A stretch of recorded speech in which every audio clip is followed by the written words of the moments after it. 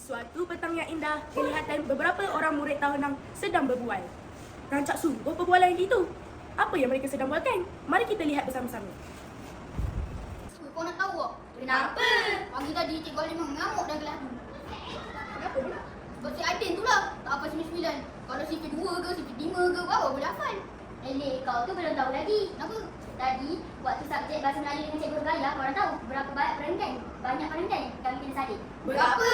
5 jenis karangan tau. Dah lah banyak. Panjang pula tu. Sampai bermuka-muka surat. Penat betul tangan aku.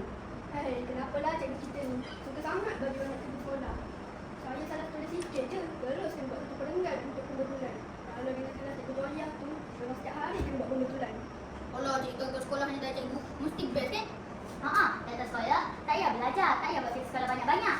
Kalau tak ada cikgu, tak ada lah kena marah.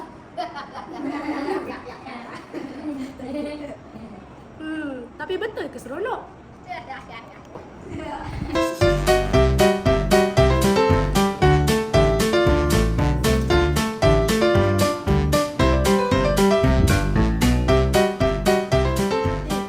Awak tahu tak macam mana nak jawab soalan ni? Susah ni soalan ni. Cuba tanya Amani dengan Ali. Mana dah jangan tahu.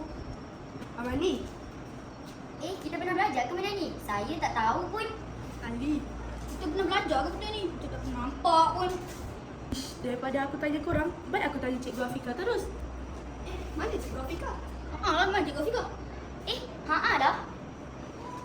Jomlah kita pergi cari Cikgu Afika kat bilik guru. Jom.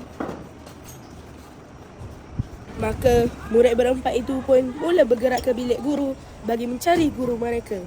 Namun begitu, pencarian mereka berakhir dengan perasaan hampa. Mana semua cikgu? Betul ke cikgu sudah hilang? Seperti yang mereka harapkan semalam. Tiada siapa yang tahu. Go. Cikgu, tolong saya. Saya tak tahu macam mana nak jawab ni. Cikgu, tolong. Cikgu, tolong ajar saya. Saya tak nak gagal. Cikgu, tolong saya. Cikgu, macam mana ni? Saya tak boleh nak log masuk ID deliver. Nak buka AIS pun tak boleh. Cikgu, tolonglah. Cikgu, tolong saya cikgu. Sakit cikgu. Rupa-rupanya, guru bukan sekadar mengajar.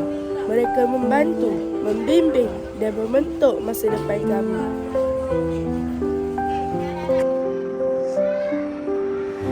Saya cikgu, saya tak sedar betapa pentingnya di sekolah.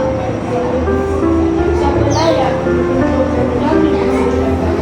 Saya menyesal pernah berharap cikgu tiada di sekolah sebagai nadi di sekolah. Memang huru-hara kehidupan